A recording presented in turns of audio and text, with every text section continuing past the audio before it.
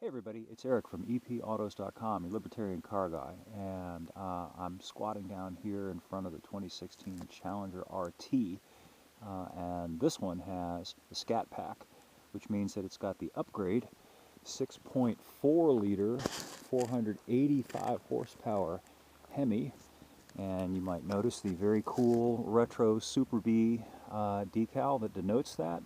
The pack also includes the more aggressive 20-inch wheel and tire package, the upgrade brakes, and a more burnout-friendly, aggressive axle ratio in the back. I freaking love this car. Let me show you some of the coolnesses of it in no particular random order. Well, first of all, if you look at the thing, it's amazing how they have duplicated the lines of the early 70s Challenger. It's almost a dead ringer for it, and you'd think some of the parts would actually interchange. It's not just that they've grafted some of the themes of older cars, like Chevy has done with the Camaro and Ford has done with the Mustang, and I like those cars too. This one, it looks like the whole damn car, the panels, could actually interchange. The fuel cap, for example, look at that, right out of the 70s almost. Too legit.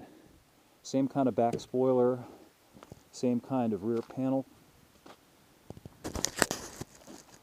fastback roof line,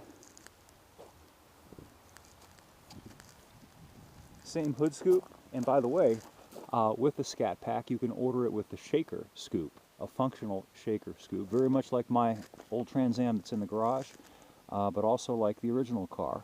And it's got this gorgeous, mean-looking front hooded, kind of like hooded front end look with the 4 quad round lights, which is great. Look at them. I mean, they're modern headlights, but they made them to look like the old school lights instead of the assemblies that you see on all these new cars.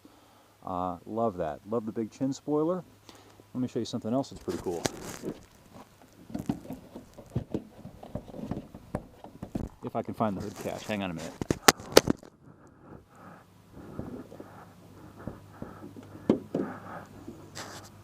Alright, there's the Hemi, 6.4 liter in all its gloriousness.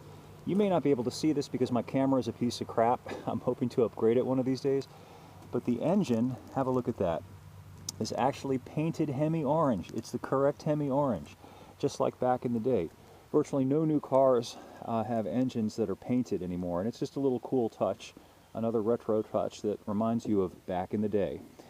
Now, this is a much bigger car than the two cars that it nominally competes against, being the Chevy Camaro and the Ford Mustang. It's about a foot longer, several hundred pounds heavier. It's arguably, this is just my opinion, for what it's worth, it's arguably the most faithful to the muscle car concept because it's just a big, hulking, heavy, big-engined SOB. I freaking love the thing.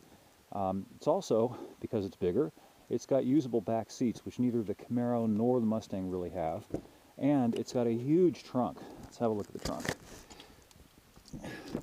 Not that practical considerations matter a heck of a lot when you're dealing with a car like this, but two people could climb in there for good times, no problem. And you got a pass-through in there too. This trunk is probably twice the size. I think it is twice the size of the trunk in the Mustang or the Camaro. So you can tell the wife that potentially this is a practical family car. Note the back seats. Let's climb inside and have a look and kick her open. Now the interior is a bit plainer than in the Mustang or the Camaro. Listen to that. Wasn't that just the best sound ever? Did you hear that? That's the sound that makes the entire Persian Gulf stand up and cheer. It makes me cheer too. It's got a really, really good sounding exhaust, especially for a production car exhaust. This particular one has an 8-speed automatic. The Mustang still has a 6-speed automatic. The Chevy Camaro comes with an available 8-speed automatic, but you can still get a 6-speed. And another bit of retro coolness, you can get it with the pistol grip shifter, just like back in the day. Let me show you some of the cool things too from the electronics point of view. Here's the LCD interface. If you press on the performance control, there's your launch mode, and you can tailor things like launch RPM setup. You can adjust throttle tip in. You can adjust all sorts of things. The best part though is you can dial up the performance pages. It'll take it a second to load here. And what you get 0 to 60, 1/8 mile, quarter mile, lap times, reaction times, all those kinds of fun things. You also get configurable gauges, multiple ones. I'll show you some of the ones you get. Coolant temp, oil pressure, which you'd expect. And then you get intake air temp, trans temp if it's an automatic, battery voltage, G-force, and then click on the engine button and it will tell you in real time as you drive how much horsepower and how much torque you produce. Also there's your oil pressure, all kinds of fun. This thing is not nearly as much of a finesse car as the pony cars, the Camaro and the Mustang. This is a blunderbuss. It's wonderful. It's a sledgehammer. You feel like Thor swinging his hammer around, smashing everything that's in your way. I can't say enough about it as far as it being a faithful reincarnation of the true muscle car concept. It's the only new car that really does remind me of my 70s muscle car, which also has a gigantic V8. You can't get this thing in a convertible. Again, like the Camaro and the Mustang, this is pretty much a guy's car. I call this particular one with the red paint job Satan's hot daughter, because that's what it is, let me tell you. It'll get you into trouble just like she will. Anyway, more up at epautos.com, and it's rainy today, so I can't really give you too much of a demonstration of the power of this car, because even with the traction control, which you can turn off, and the stability control, which stays partially on, this thing's got so much power, it's all over the road. If the surface of the road is slick like it is now. Look at those burnouts.